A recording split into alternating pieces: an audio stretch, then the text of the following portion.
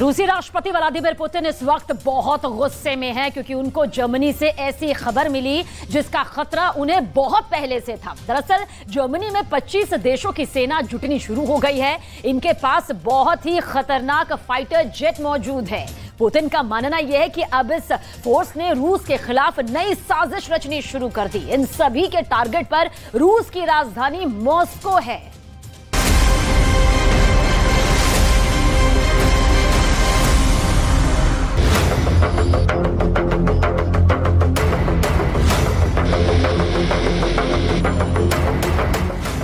एक, दो, तीन, चार, पांच, छह, सात, आठ।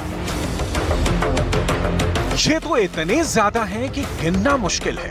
इन तस्वीरों को गौर से देखिए, क्योंकि अगर मॉस्को पर हवाई हमला हुआ तो पुतिन के देश पर नाटो की फौज ऐसे ही टूट पड़ेगी। सैकड़ों कमांडो मॉस्को पर ऐसे ही आसमान से उतरेंगे और पुतिन के देश में कहर मचा देंगे।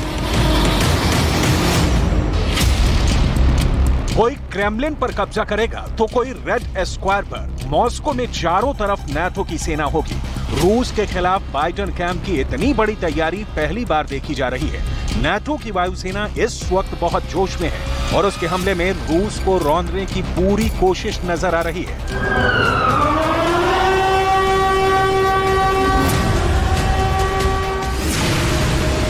देखिए दूसरे जहाज से कैसे कमांडो उतर रहे हैं। पैराशूट बांधे इन कमांडोज को एक के बाद एक हमले के लिए लॉन्च किया जा रहा है। ये किसी भी युद्ध की सबसे खतरनाक तस्वीर होती है, क्योंकि तब एक फौजी सिर पर कफन बांधकर दुश्मन के इलाके में उतरता है और युद्ध शुरू कर देता है।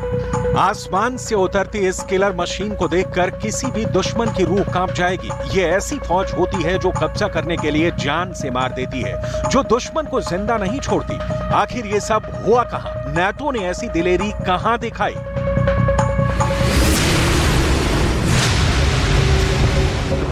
ये है जर्मनी का एयरबेस वुन्स्टॉफ एयरबेस और यहाँ युद्धाभ्यास एयर डिफेंडर 2023 ने यूरोप में यूक्रेन से भी खतरनाक युद्ध, या कहें कि जैसे तीसरे विश्व युद्ध की तैयारी दिखाई है।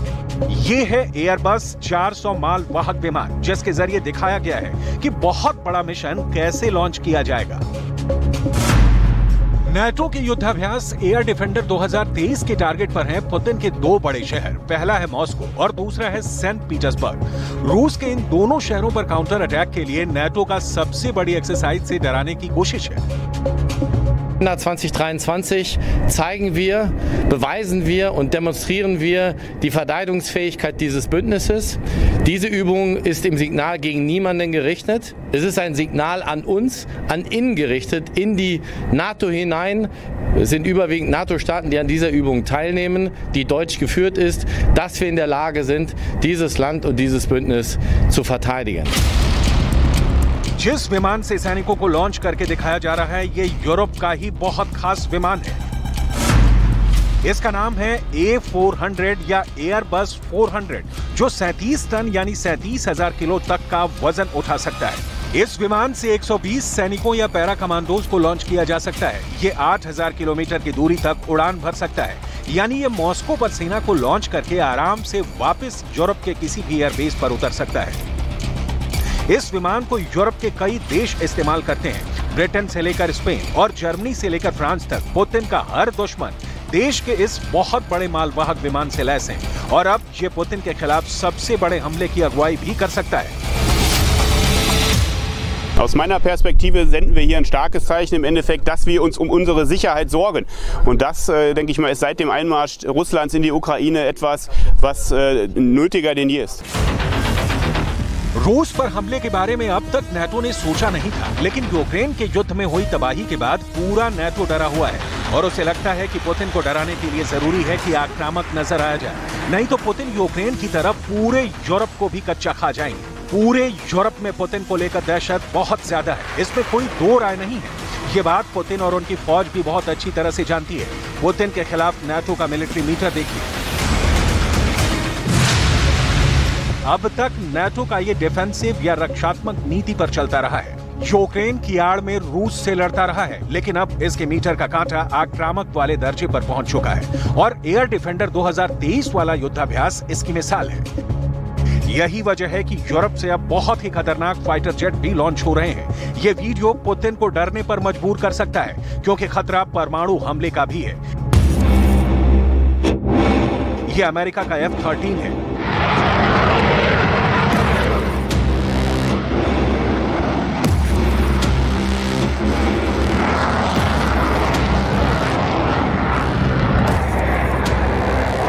ये स्वीडन का ग्रिपेन है।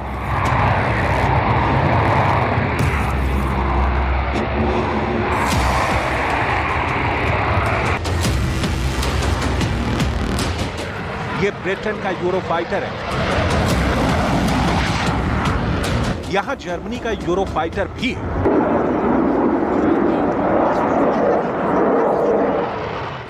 ये फ्रांस का राफेल फाइटर है।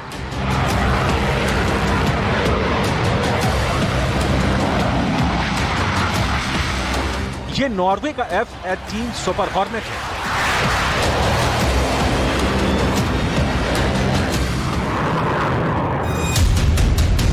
ये बेल्जियम का F-16 है।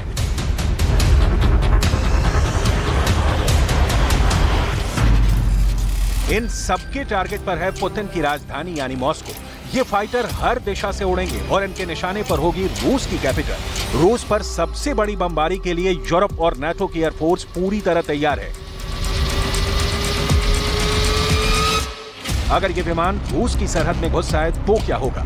क्या पुतिन इन्हें रोक पाएंगे या ये मॉस्को पर ऐसी बमबारी करेंगे कि नौबत वर्ल्ड वॉर की आ जाएगी?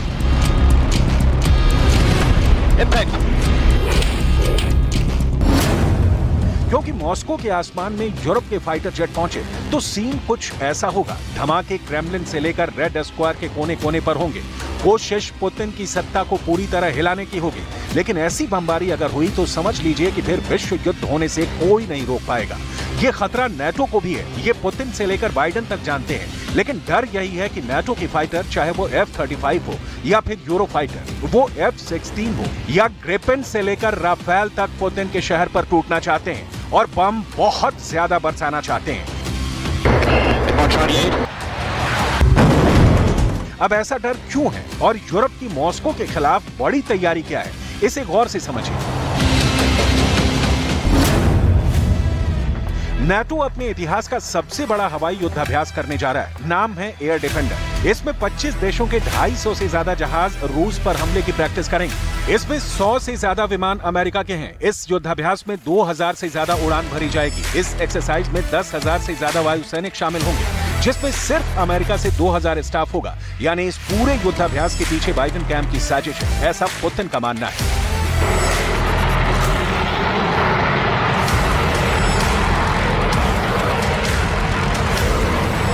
erfahren habe, dass die amerikanischen Soldatinnen und Soldaten innerhalb von wenigen Tagen, von 10 Tagen hierhin verlegt haben nach Wunsdorf und in die Übungsgebiete, dann gibt uns das auch ein Gefühl von Sicherheit, dass wir nämlich verteidigen können im Ernstfall. Wir hoffen, dass es diesen Ernstfall nicht geben wird, aber wir sind dazu in der Lage im transatlantischen Bündnis, unser Land, unsere Werte, unseren Frieden und unsere Freiheit zu verteidigen. इस युद्धाभ्यास में उत्तरी Europe से लेकर Baltic देशों का पूरा air space इस्तेमाल किया जा रहा है।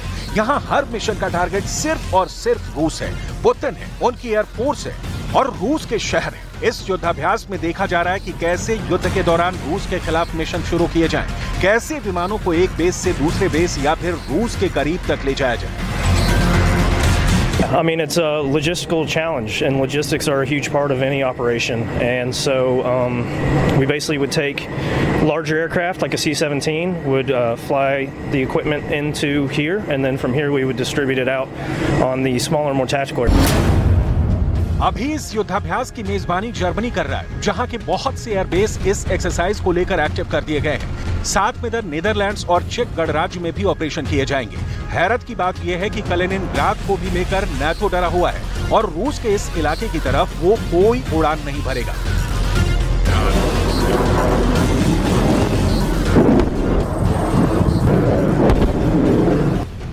अब युद्धाभ्यास की कुछ खामोश तस्वीरें देखिए, जिनमें बहुत ज्यादा आग है।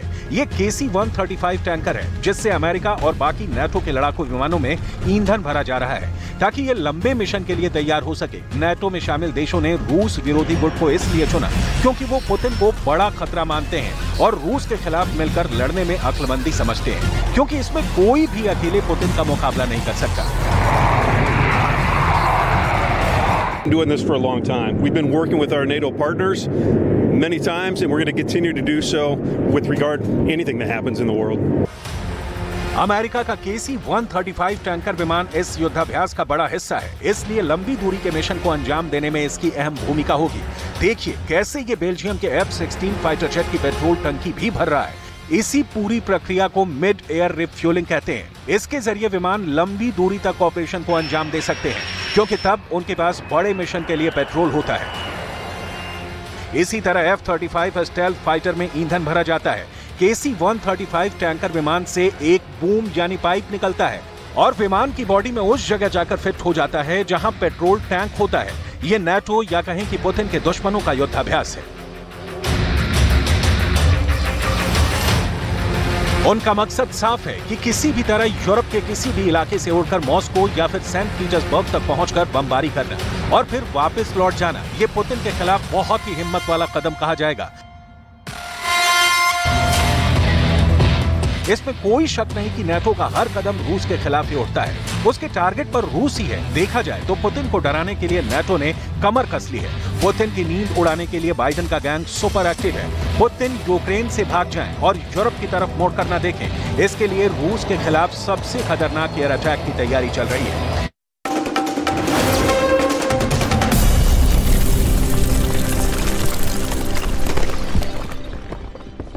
में काम कर रहे 50 कर्मचारी फंस गए।